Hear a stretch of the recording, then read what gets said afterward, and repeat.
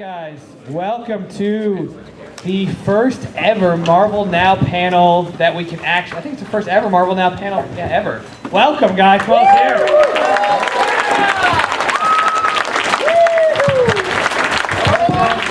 We're going to introduce the folks on the panel here. We're going to share with you some cool news. I might even have a really cool video game trailer for you that the little guy dressed as Deadpool will enjoy, but probably isn't allowed to play.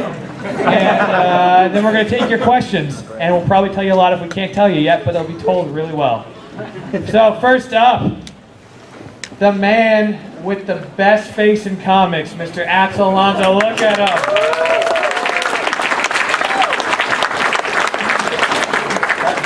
Our editor-in-chief next. You know him as the man with the best palette in comics. He's our SVP of Creator and Content Development, Mr. Cebulski. Look at him.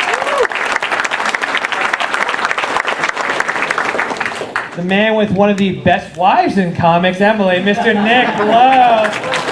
Hello, Toronto. Hello.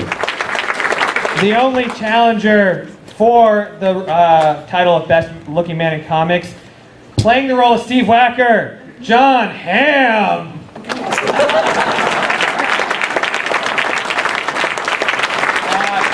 If he was here, he'd probably scare you and beat you up and look really cool doing it, Mr. Assad Ribic. Probably stuck in the lines. Also, because he is so vast and infinite, and because I forgot to Google a picture, Mr. Tony Moore. It's a metaphor for your skills, they're limitless. And then finally myself, Arune Singh. There you guys. Born and bred in Canada. Born and bred in Canada for the cheap heat. All right, so Marvel Now, if you haven't heard what it is, this is a huge, huge initiative. Beginning in October, in the aftermath of Avengers vs. X-Men, we're essentially relaunching the Marvel Universe. This is not a reboot. Everything you read actually matters. It's still in continuity. We're not giving everybody collars. And we're going to be launching new #1 series for all our major characters almost weekly from October through now what looks like will be March. These are going to be the top creative teams of the top characters telling the stories they want to tell. Something, Axel, you've been driving very heavily. Why don't you talk about the content of the Marvel Now books? Yeah, I'm super excited about this. As a young kid, I used to go to the Five and Dime with my grandmother every Friday and pick up a different comic book. And each one was a different flavor, you know, whether it was, you know, the angst of Hulk or the fun swinging, you know, of Spider-Man or Kung Fu action. And I think what's really cool about this initiative is that what we've done is we've used the end of AVX as a jumping on point, a ramp up for a relaunch that's line-wide. And we've encouraged all of our artists and writers, all of our creative teams to do hostile takeovers of what existed before. So, you know, whoever's coming in to take over Captain America is not trying to do a duplication of what Ed did, but something completely different. I think it's going to just blast off the racks. And CB, I mean, this is your bread and butter. You're a content and creator guy. What makes it so exciting for you, for someone who's been here for a very long time at Marvel? I mean, this is on. Okay, you know, this is something that, you know, it's been a long time coming. I think the last time some like initiative this scale has been undertaken was when, you know, 10, 12 years ago when you and Joe came on board. And, you know, Marvel's always had a very simple philosophy in what we do. It's great creators, great characters, great comics. And this just really goes back to that. It's like Arune said, putting the A-list talent, the best guys we could find, teaming up people who might not have worked together, you know, coming up with these crazy combos of artists and writers who might not work together. Styles might not even match, but they're coming together to just create magic on some of these books. It's just been phenomenal to watch. So as part of Marvel Now is part of something we announced earlier this year called the Marvel Re-Evolution. What we're doing is we're evolving every aspect of our publishing business from what we're doing in the digital comics area with Marvel Augmented Reality and the new format we call Infinite Comics for digital storytelling. To, you know, including digital download codes for a free copy of all the $3.99 books you buy. And in addition, we're looking at evolving our content. This is part of it. The best creators, the best characters in new directions. We're also going to, happy to say, if you guys haven't downloaded the Marvel AR app, it's completely free.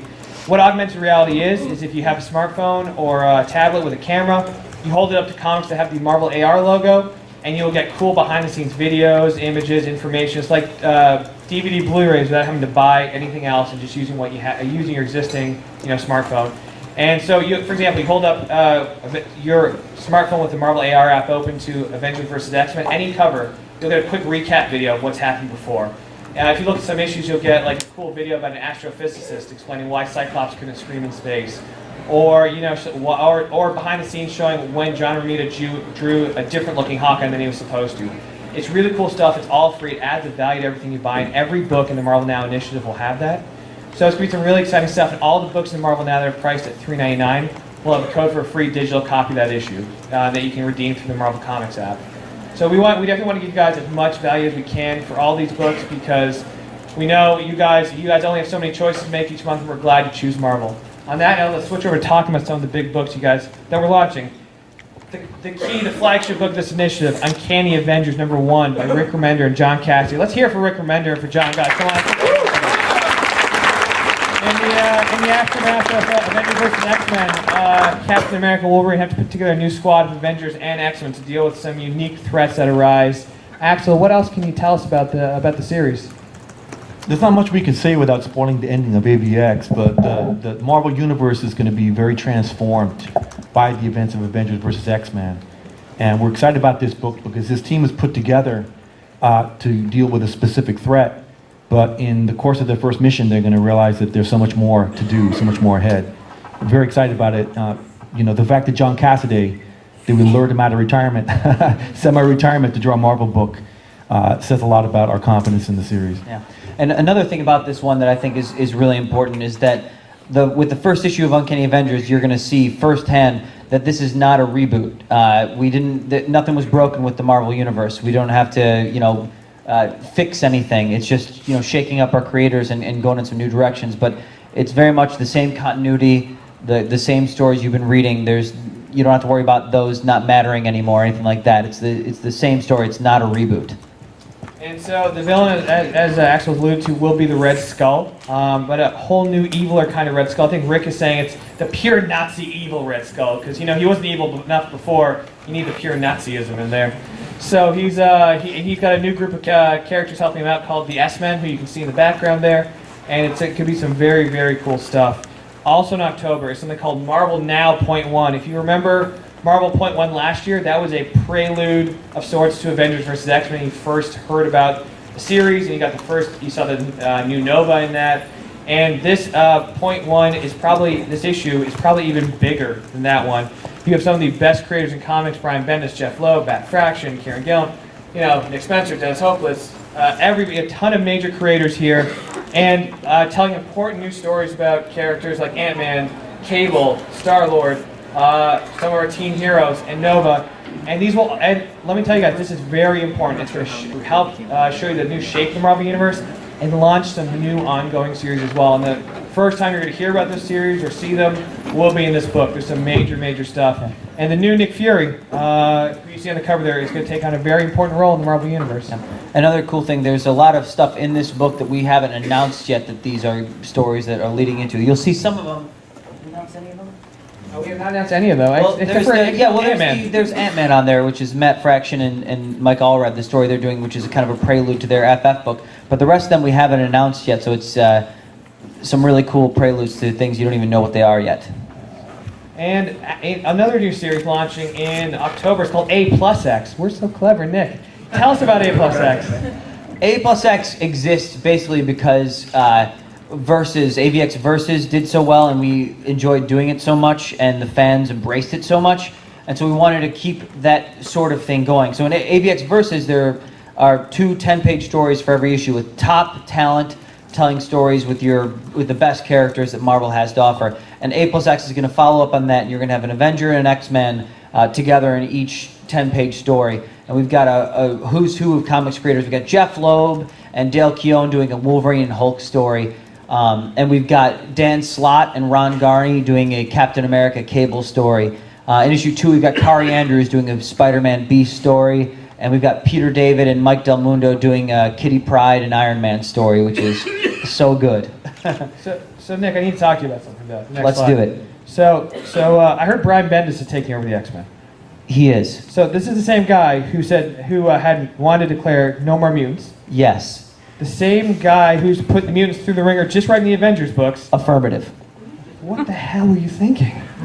I hate myself and the mutants. Well, is that the first thing he's doing is bringing back the original X-Men? Are you telling me Jean Grey is back in the Marvel Universe? She is. All 5 of the original X-Men, Jean Grey, Scott Summers, Hank McCoy, Warren Worthington, Bobby Drake, they are all coming to the present day of the Marvel U. We can't tell you much more than that because there's a lot that has to do with the fallout of AVX in there, but that's something that we can tell you, and that's the high concept, the real hook that as soon as it came up at a retreat, we all just gravitated towards it, and Brian jumped at a chance to tell that story, and it is so good. So Axel and CB, I know you guys are talking about new stuff, and you know, shocking fans with big decisions. I think people online are still talking, whether they like this or hate this, about this change. Brian is the biggest writer in comics. What makes him such a good fit for the X-Men?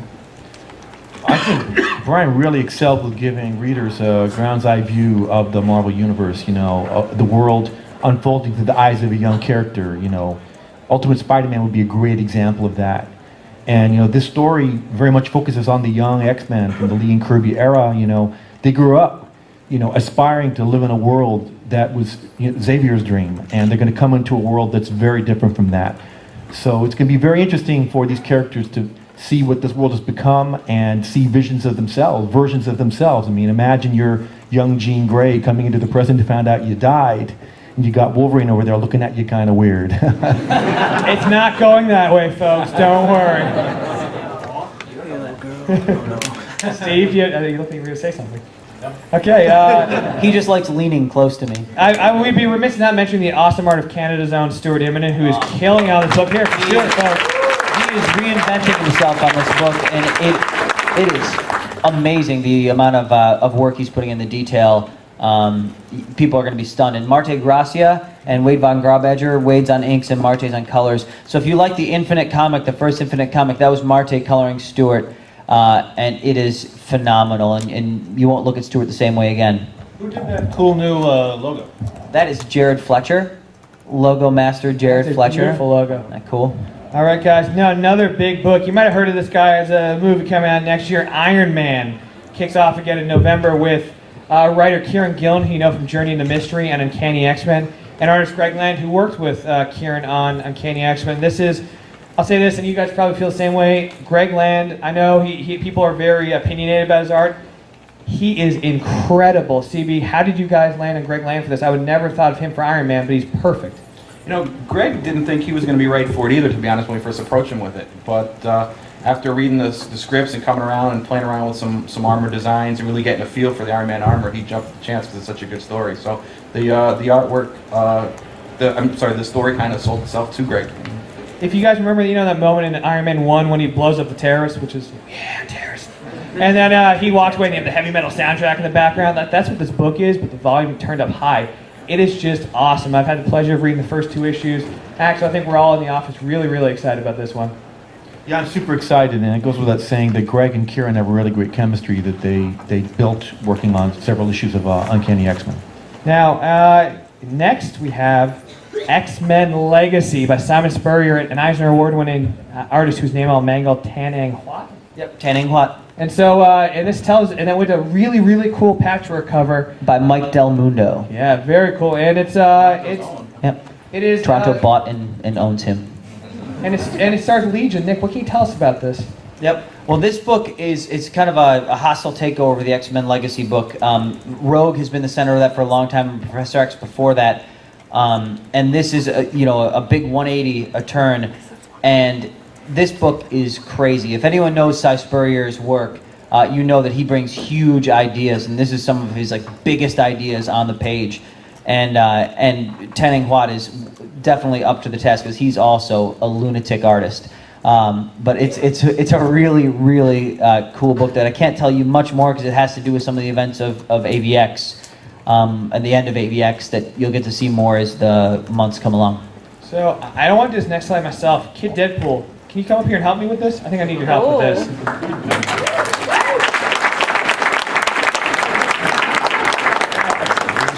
Right, so we got a new Deadpool series by Brian Posehn, Jerry Duggan, and our own Tony Moore right here. I really feel like you should be asking him questions about the book because this really impacts you a lot more than me.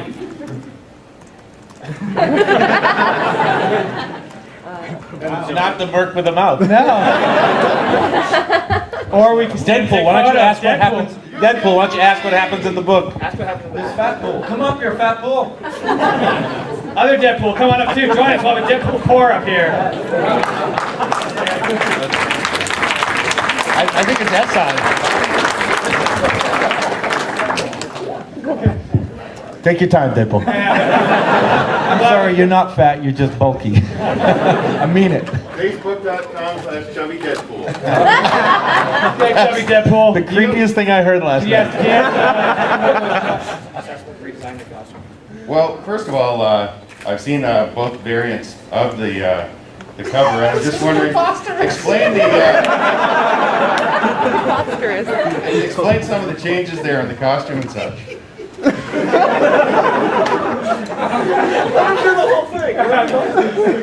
Well, anytime I approach something new, I try to figure out how to best wrap my head around it. And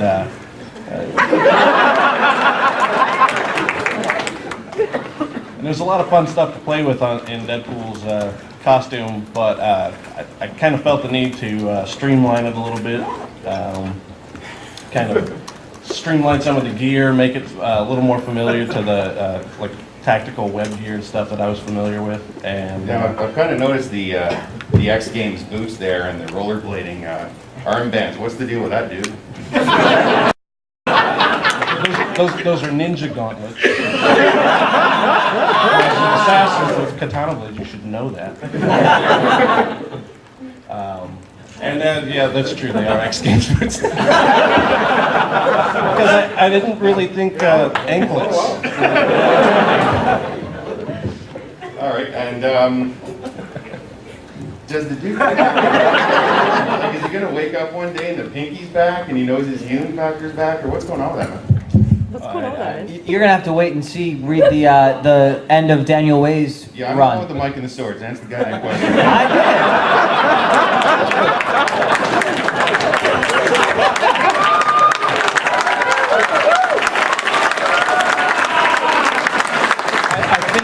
I think we have to come clean. Facebook.com/ChubbyDeadpool. He's going to get his healing factor back. So, yeah. I have a question for you. So in this story, if you guys don't know Brian Posehn, Google him, you'll be like, oh, I totally know that guy. Sarah Silverman show. Dude's funny. And Jerry's hilarious, they're great. Now in the story, the dead U.S. presidents come back to life as evil zombies, and Deadpool has to kill them. Don't worry, no Canadian folks. But Deadpool, which dead president are you most excited to kill again? Nixon, that one bastard. You'll be very happy, I think, with issue 3. Deadpool,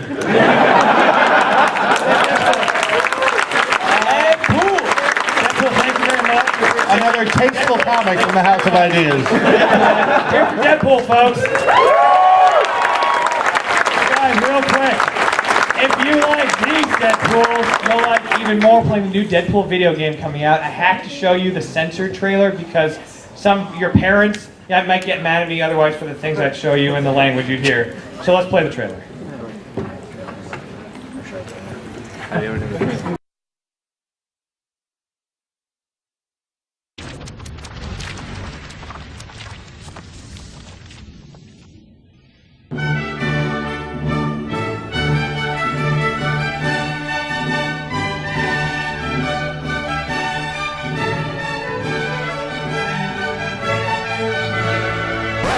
Hey, internets, we got a video for you to see. Ooh, is it the video with the 2 girls? Whoa there, chap. Not safe for work. Oh man, those are our favorite videos! No, we love videos set to melodramatic music and slow motion. We love videos with boobies!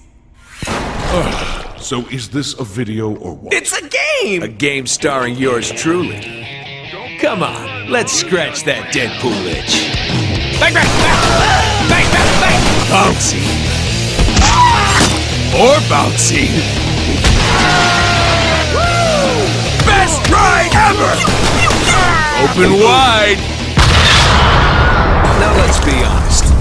I'm not the only one with a little bit of shit in their pants right now, am I?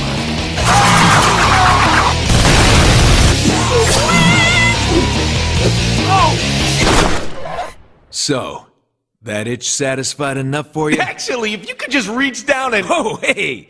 Thanks, dudes. We'll be in touch. Call me. Suck it, Wolverine.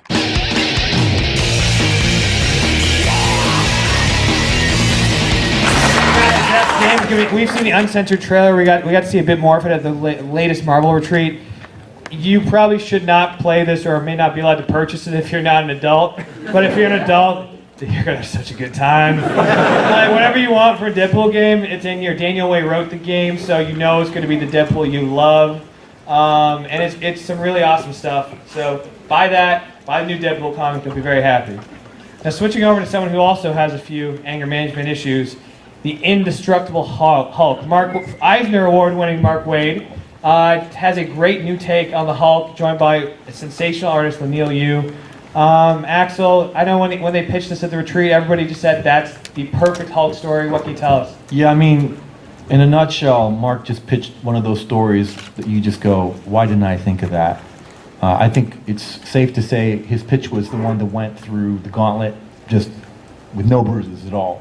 Because when we pitch things, we beat them up. It's like a hazing. And we just loved it from the word go. And it evolved over time, like that little robot you're seeing over on the right, you're going to learn to love. Yeah, CB, this is sort of a dream team for Hulk. Neil's has done some really great Hulk stories in the past. Mark is on fire with Daredevil. You know, when casting a book like this, you think, what's the secret to finding that dream team? It just certain things have to come together. There's no real formula. But with Laniel, we asked Laniel who are your favorite characters, and he loves Wolverine. He loves Hulk. He did both of them in the Ultimate Wolverine vs. Hulk series with Damon Lindelof. And he said he was the one who wanted to come and play in the Marvel Universe if they have the opportunity to draw the Bruce Banner Hulk, in the 616 universe. And when the opportunity came up, Mark loved the idea when we threw it out there, and put those two together, and they've worked together in the past. They did a beautiful Superman book about 10 years ago that's unfortunately been completely cast aside. But Superman Birthright. Yeah, Laniel and Mark have a special magic together, and I've seen some of this, and they've recaptured it. Now, speaking of dream teams, guys, Captain America, beginning of November by Rick Remender and John Romita Jr. That's a fantastic logo. And that's going to be a really, really great book. One of the things Rick has been saying in interviews is that Ed Brubaker did a great job in the series. Let's hear for Ed Brubaker and what he's done for Captain America. And he doesn't want to do what Ed did. He's not going to be telling stories that are in World War II or espionage stories. He wants to chart his own path. If you guys have read some of his indie work, like Fear Agent and some of the crazy stuff he's done, and even stuff like X-Force, Rick has an imagination that's incomparable, and he's going to be taking Cap out of his comfort zone, beefing up Arnim Zola in a really important way, and Johnny is drawing the heck out of this, isn't he, CB? It's amazing. It's John Jr. It doesn't get any better. And if he was here, we're going to cheer extra loud for Assad. We're going to talk about his book now, Thor, God of Thunder. Let's hear for Assad Ribic, let's not hear wherever he is. Jason Aaron, who you guys love from Wolverine and the X-Men, you love from Incredible Hulk, you might love from the recently wrapped up Scalped, which is an incredible series if you are over 18. And he has a really great take on Thor involving the God Butcher, a God-killing serial killer. And the story takes place with Thor in the present, Thor in the past, Thor in the future in a really exciting way. Axel, what else do you think you can say about this? I know last time when he talked about this at the retreat, everyone was just blown away by the scope of the series and what he has planned. Yeah, I mean, more than anything, I think that Jason's got a huge imagination, and it takes on even more scope when Assad draws it. Anybody that remembers one of Assad's first Marvel works, or his first Marvel work was a series called Loki, which reimagined the dynamic between Loki and Thor, and it's a classic to this day. So for me, it's a personal dream project to pair these two. I wanted to see them together. They collaborated, I think, at one point on what was it? They did a Wolverine Point One together that Assad penciled. Exactly. He had great chemistry, and they wanted to work together again. And when Jason got Thor, Assad was just the obvious choice. He really wanted to return to the character. And if any of you have seen the pages we previewed online, they're amazing. Where do you see them colored? If Led Zeppelin were a comic book, this is what it would be. It's amazing. A bit of Black Sabbath too. Yeah. It is. I haven't questioned my self-worth as much as when I've seen those pages. It is a beautiful book and like slam dunk recruiting. So Thor 1, you will question your self-worth. That's a selling point. Now, guys, we've talked a lot about the Avengers characters. The other place you can see them, and we don't have art to show you quite yet, will be in the new in Avengers, a new series beginning in December by Jonathan Hickman, who you guys know reinvented the Fantastic Four for a new generation, and then also with art by Jerome Pena, who was absolutely killing it on Uncanny X-Force. And their mission for that book, and Axel and CB, tell me if I'm wrong, is to go big. The Avengers' mission will get bigger. The roster is going to be about 18 characters. A lot of female characters, a lot of really great diversity, all the stuff coming very naturally to the story that a real global story that Jonathan is telling. And the sister book to that will be New Avengers, series kicking off in January with a bit more of the secretive side of what some of the Avengers are up to. Axel, I know we're all excited about the launch. When Jonathan explained his, 20-year plan or something for this book, it sounded like, and I'm exaggerating a bit, of course, we were all just blown away by it. What do you think made him such a great fit now for the Avengers in Marvel now? Well, to be honest, it was just that he solved the riddle of Fantastic Four and found an incredible fan base for a team book that no matter what we'd done, we'd produced a lot of quality work, but it had never caught fire the way that it did with Jonathan. So just the idea of putting him on our ultimate team book and seeing what worked, it was just the obvious choice. The great thing about Jonathan, as Arune says, is he has a plan in his mind for 7 or 8 years down the road. He thinks big. He always goes big or goes home. And in the aftermath of Avengers versus X-Men, the Avengers are going to have some hard questions to ask themselves about who they are, what they stand for, and how they're composited. A key member is going to have to go off on a very personal trek. So Jonathan's ideas are perfectly appropriate for the Avengers at this moment in time, especially in the aftermath of the Avengers movie. Now, speaking of the Fantastic Four, that's a tough act to follow, but I really think CB, Axel, and then Tom Brevoort, who's editor on the book, really found the perfect creative team. It is Matt Fraction and Mark Bagley. This is going to be a crazy, fun book. It's very different from what Jonathan Hickman did in Fantastic Four and blazing its own trail. It's the Fantastic Four going on a family road trip through time and through space, like any good family, and encountering some very shocking truths, not only about themselves, but the nature of the Marvel Universe. And this is a really, really big book that ties into a sister book. And what happens here is that they leave through the portal for what's going to only be about 4 minutes in our time. So if you were standing outside that portal, they'd be gone for 4 minutes. Fantastic Four, however, will be gone for a lot of longer time because that's how the time-space continuum works, of course. While they're gone for those 4 minutes, the Fantastic Four each have someone to stand in their place because 4 minutes is an eternity in the Fantastic Four's world, and they can't leave the Baxter Building unguarded or the Earth unguarded. God forbid Galactus show up. So they each pick their own team, which will be shown in FF by Matt Fraction and Mike Allred. And that is Scott Lang as Ant-Man, who Reed picks, Medusa from the Inhumans, who Sue picks, She-Hulk, the only Hulk that Ben Grimm could never beat because he would never hit a woman. And I stole that line from Matt. And then Johnny Storm, because he is the most responsible of young men, picks the girl he just had a one-night stand with. And she is, are we calling her Miss Thing, or what is she called? Yeah, Miss Thing. And she's in a Thing exoskeleton.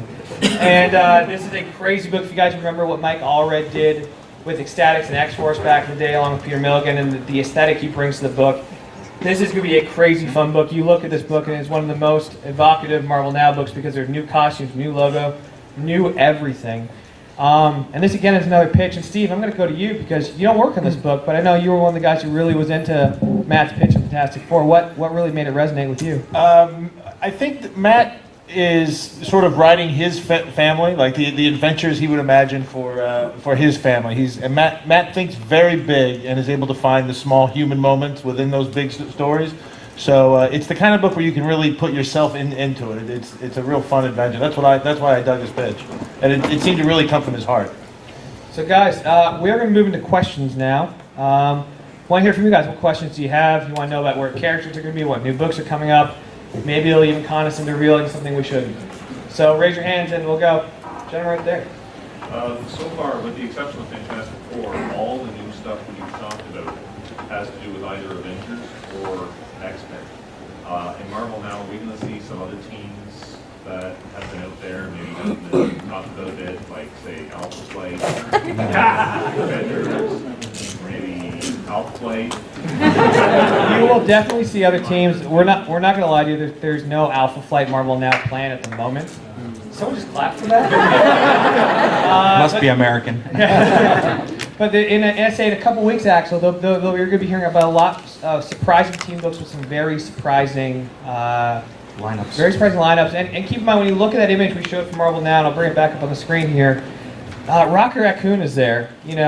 Cable's there. A very different looking Spider-Man is there. There's reasons for all these costume changes. There's reasons why those characters are there. And I think you're going to be very happy when you find out the answers. I was at the company last night. A lot of people were asking him if he had any interest in everything, or anything like that. And I just wondering if you guys have ever heard that on your end, where people are. What did he say? He said that it would be an honor and stuff, but he's apparently a lot of people have been asking him about it, saying they would be a perfect mix.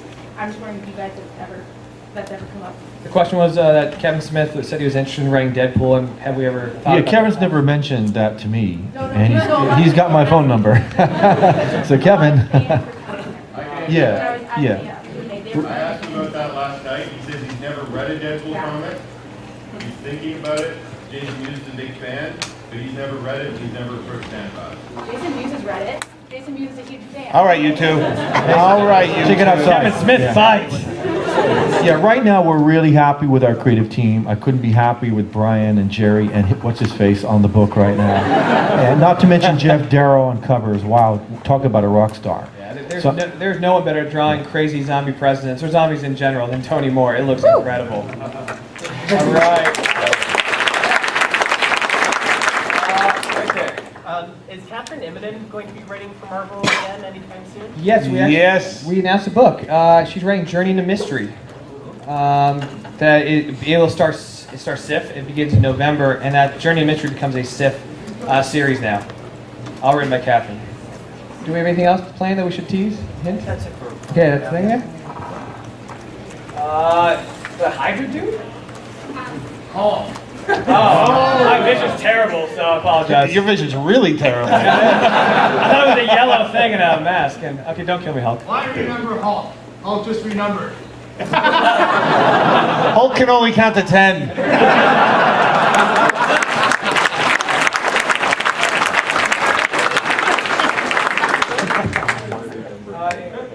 I mean, here's the real answer, assuming you're not really the Hulk. And just that little bit.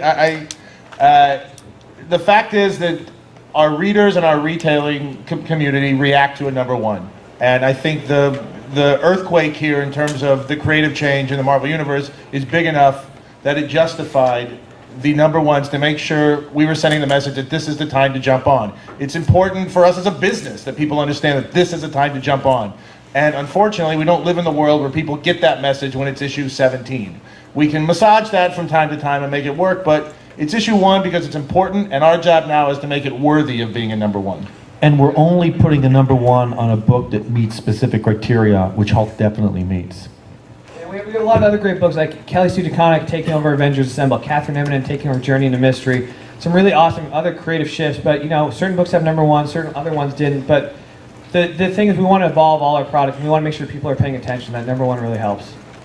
The red over there. Yes. You guys are talking a lot about all the fallout from all the AVX stuff. I was wondering if you can tell us anything about how that's going to affect X-Force. It will certainly affect X-Force, but not in ways that we can talk about yet. But it's really cool. I'd say, Nick, we're going to say something in about 2 weeks, right? That sounds right? I think so. Yeah. I'll just say for the record, it dawned on me one day, I'd actually launched X-Force books 3 times. The Milligan Allred X-Statics X-Force, the Craig Kyle Chris Yost, Clayton Crane X-Force, that was Pulse Messiah Complex, and the more recent Rick Remender, Jerome Pena. And it's one of the more resilient titles we've got right now, and I think part of it is that we always cast very carefully, and we make sure that the book has a very strong mission statement that readers understand right away. And I think what we've got planned for the future will satisfy that criteria. In spades. Right here. Anything going to happen with the Future Foundation? I'm not sure. Actually, can you talk about what are the plans for the Future Foundation post or Marvel Now? I honestly don't know. Yeah, it's not going anywhere. There'll still be a presence. That's one of the reasons why Reed and the rest of them pick the new FF to stick around, is also to keep tabs on the future foundation. Yeah, they'll be a part of that FF goal. Okay, next. Sure. How much did the DC reboot affect your Marvel now, if any? Was there increased sales? The only thing I learned from the DC reboot is if you slap a number one, people pay attention to it. That's where I think all comparisons end. Inspiration for this is very much what we did way back when, 11 years ago, when Joe Quesada came in as editor-in-chief. I came here shortly after that, CB, any number of people. And we took the approach that we would take a great writer, a great artist, and say, give us your best story. And over the years, we've done that a few times. We've had any number of number ones we're proud of. But we haven't done anything line-wide like this. Coming in as editor-in-chief, it was an agenda for me that we would put ourselves in position to do something like this. And it just so happened that Avengers vs. X-Men provided us with that opportunity. So it was early on when we were talking about Avengers vs. X-Men, and we had a vague sense of the landing. We knew, this is the moment now, guys. If not now, never. And that's when everybody started to realize that odds are you're going to be writing something new. Start thinking about what it is and what it is that excites you. So really the only comparison I have, the only comparison I think you can make between these two is that we're putting number ones on our issues. That's it. I think the other side of your question, asking about sales, I think when anything like New 52 happens or Avengers vs. X-Men happens, something big that gets attention in comics, it's what they say about a rising tide is going to lift all boats. And for us, I think everybody across the industry benefits when people come to buy comics. All the companies have to be healthy, or this industry isn't healthy as a whole. Yeah, last year was a very good year for the industry. Between the New 52 and Avengers vs. X-Men, I think retailers did quite well. And frankly, if you look at how periodical sales are going right now, and the numbers coming out about magazines, how they're dropping in double digits, to see comics on the rise, I think speaks not only to the quality of work we're producing, but the great fans who have stuck by, who spend their hard-earned money. So thank you guys all for supporting our books in what is really a tough economic time. So thank you guys.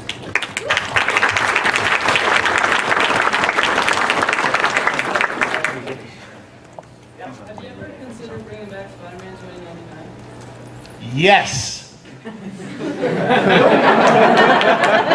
Absolutely. Are you wearing that costume? Yeah. Stand up, kid. Look at this thing. Damn. Nice. That is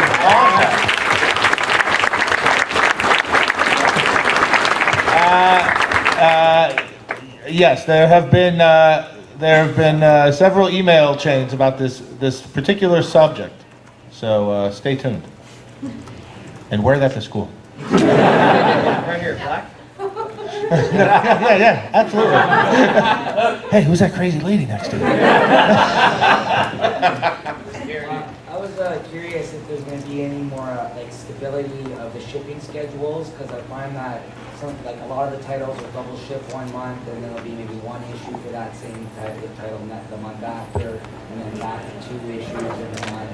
Is there going to be any definite plans to say this is a double shipping title, or is it just going to be kind of all over the place? Yeah, well, that's what we're doing. We're multi-shipping.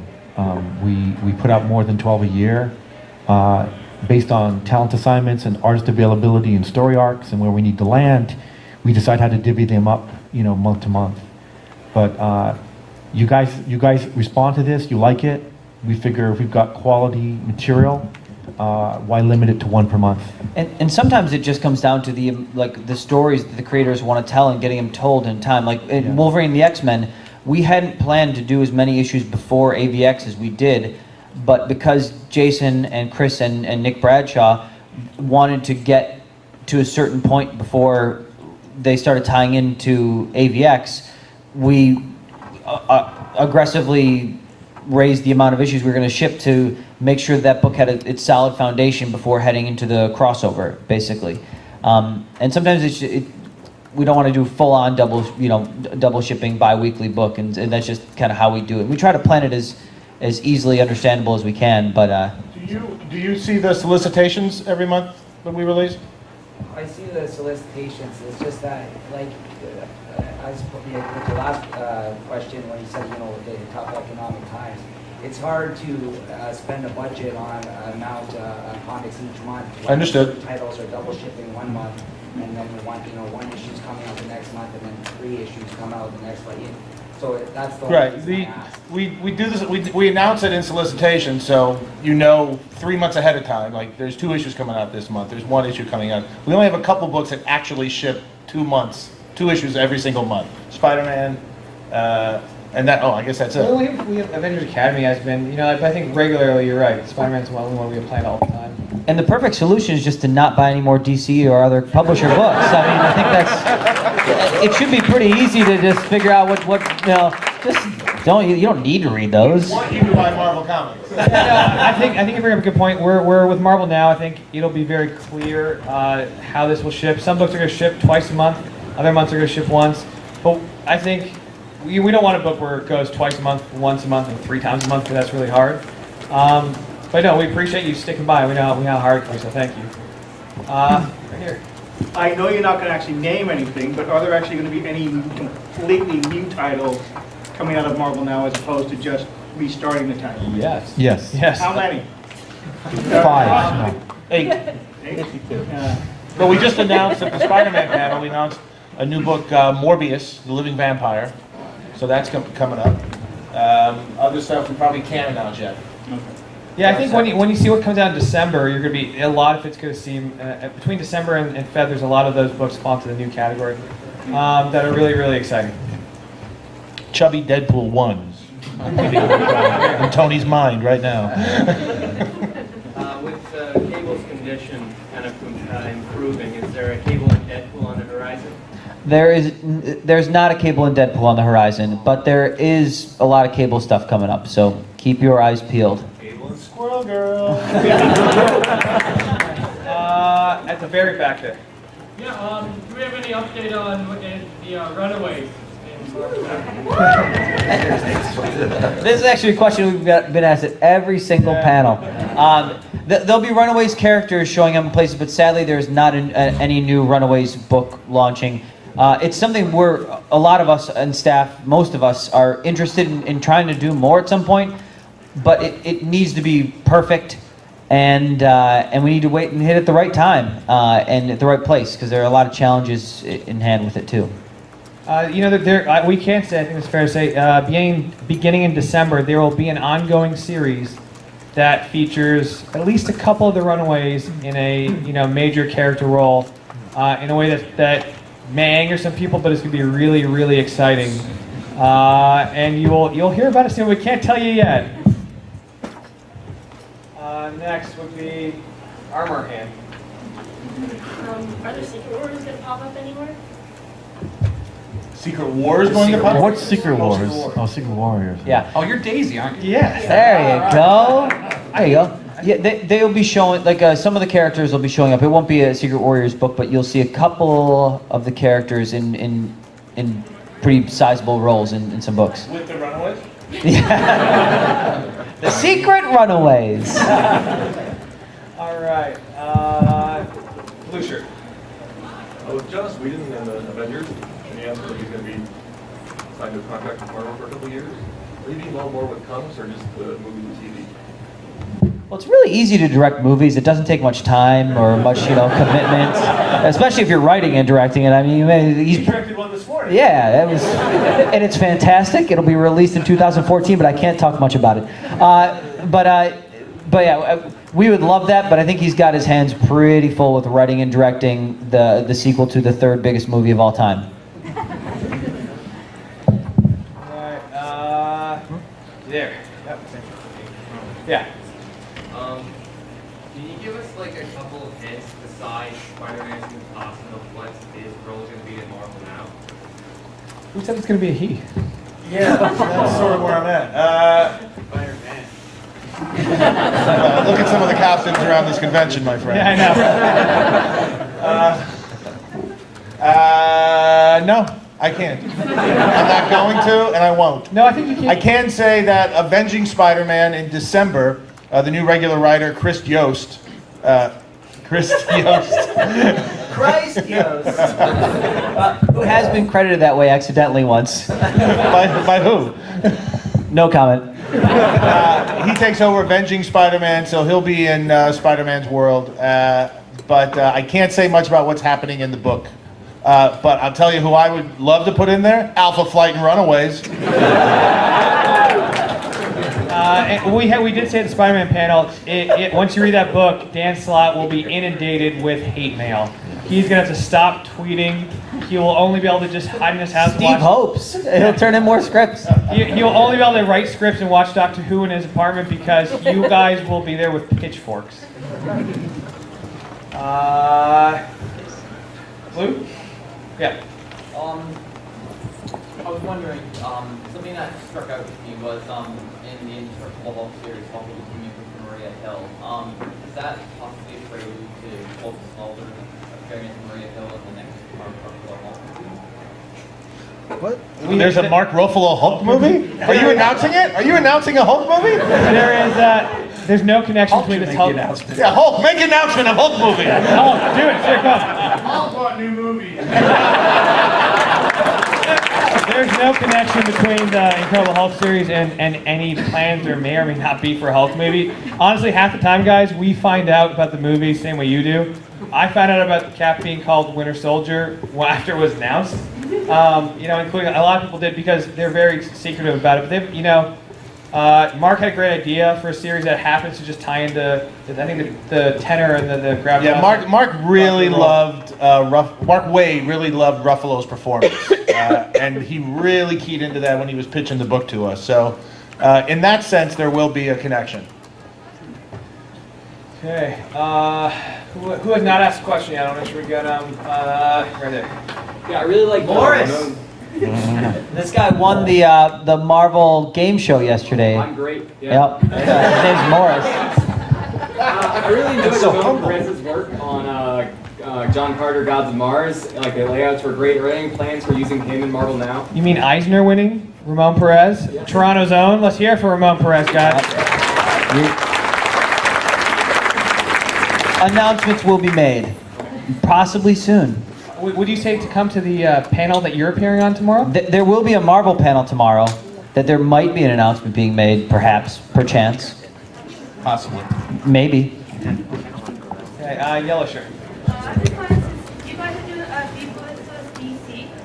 When you do make Marvel, then say maybe you could just go to the Justice League. For Avenger vs. Justice. And I hate to say, but I'm a big DC fan. What? Yes. You want us to answer that? I like Marvel, and I like that you like. Okay. Well, before we consider that, we'd have to ask ourselves the hard question: what's in it for us? Axel and I both used to work. Axel and I both used to work at DC, so there's a little bit of our hearts there too. The Avengers fought JLA about 10 years ago. I don't know why I sound unsure. I worked on it. But there's no plans for anything like that right now. Guys, that was actually the last question. We were just told we have to wrap up. Thank you guys, you've been amazing. We have a really awesome giveaway hour from 6 to 7 today at the Marvel booth. And the game show is about to begin And the game show is about to begin. You can be Nick Lowe's wingman. Or I'm the host. Steve Wacker's wingman. Win some stuff. My wife is here, Arune.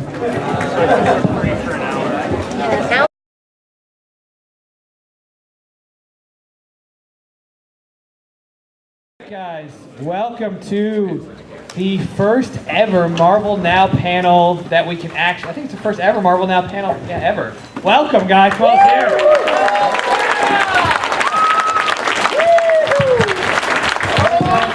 We're going to introduce the folks on the panel here. We're going to share with you some cool news. I might even have a really cool video game trailer for you that the little guy dressed as Deadpool will enjoy, but probably isn't allowed to play. And then we're going to take your questions, and we'll probably tell you a lot if we can't tell you yet, but they'll be told really well. So first up, the man with the best face in comics, Mr. Axel Alonso. Look at him.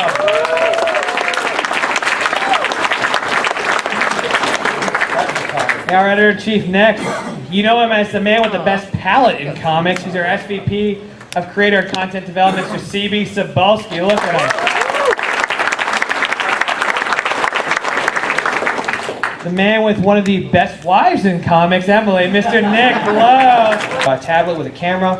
You hold it up to comics that have the Marvel AR logo, and you'll get cool behind-the-scenes videos, images, information. It's like DVD Blu-rays without having to buy anything else and just using what you have, using your existing, smartphone. And so, for example, you hold up your smartphone with the Marvel AR app open to Avengers vs. X-Men. Any cover, you'll get a quick recap video of what's happened before. If you look at some issues, you'll get like a cool video about an astrophysicist explaining why Cyclops couldn't scream in space, or or behind the scenes showing when John Romita drew a different looking Hawkeye than he was supposed to. It's really cool stuff. It's all free. It adds a value to everything you buy, and every book in the Marvel Now initiative will have that. So it's going to be some really exciting stuff, and all the books in the Marvel Now that are priced at $3.99 will have a code for a free digital copy of that issue that you can redeem through the Marvel Comics app. So we definitely want to give you guys as much value as we can for all these books, because we know you guys only have so many choices to make each month, and we're glad to choose Marvel. On that note, let's switch over to talking about some of the big books that we're launching. The flagship book of this initiative, Uncanny Avengers #1 by Rick Remender and John Cassidy. Let's hear it for Rick Remender and for John, guys. Come on. Hello, Toronto. Hello. The only challenger for the title of Best Looking Man in Comics, playing the role of Steve Wacker, John Hamm.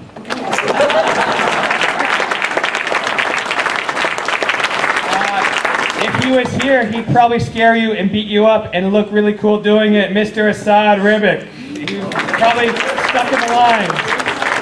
Also, because he is so vast and infinite, and because I forgot to Google a picture, Mr. Tony Moore.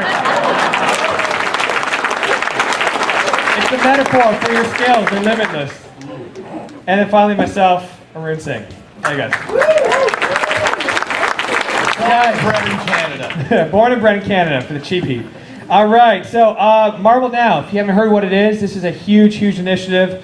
Beginning in October, in the aftermath of Avengers vs. X-Men, we're essentially relaunching the Marvel Universe. This is not a reboot. Everything you read actually matters. It's still in continuity. We're not giving everybody collars.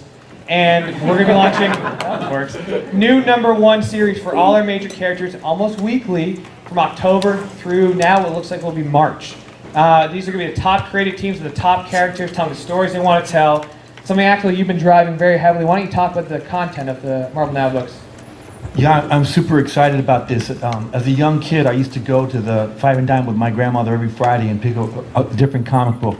And each one was a different flavor, whether it was, the angst of Hulk or the fun swinging, of Spider-Man or Kung Fu action. And I think what's really cool about this initiative is that what we've done is we've used the end of AVX as a jumping on point, a ramp up for a relaunch that's line-wide. And we've encouraged all of our artists and writers, all of our creative teams to do hostile takeovers of what existed before. So, whoever's coming in to take over Captain America is not trying to do a duplication of what Ed did, but something completely different. And I think it's going to just blast off the racks. And CB, I mean, this is your bread and butter. You're a content and creator guy. What makes it so exciting for you, for someone who's been here for a very long time at Marvel? I mean, this is on. Okay, this is something that, it's been a long time coming. I think the last time some initiative of this scale has been undertaken was when, 10, 12 years ago when you and Joe came on board.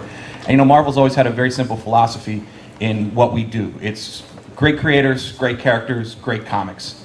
And this just really goes back to that. It's like Arun said, putting the A-list talent, the best guys we could find, teaming up people who might not have worked together, coming up with these crazy combos of artists and writers who might not work together. Styles might not even match, but they're coming together to just create magic on some of these books. It's just been phenomenal to watch. So as part of Marvel Now is part of something we announced earlier this year called the Marvel Re-Evolution. What we're doing is we're evolving every aspect of our publishing business, from what we're doing in the digital comics area with Marvel Augmented Reality and the new format we call Infinite Comics for digital storytelling, to including digital download codes for a free copy of all the $3.99 books you buy.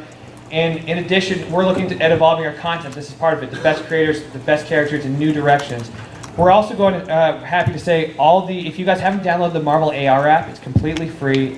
What augmented reality is if you have a smartphone or